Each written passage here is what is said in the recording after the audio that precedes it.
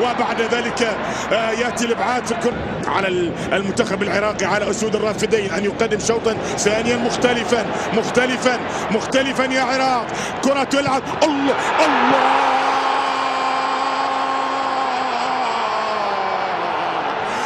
العراق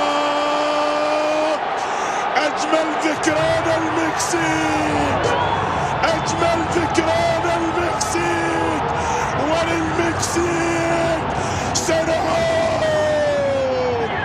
أجمل ذكران المكسيك وللمكسيك سنعود.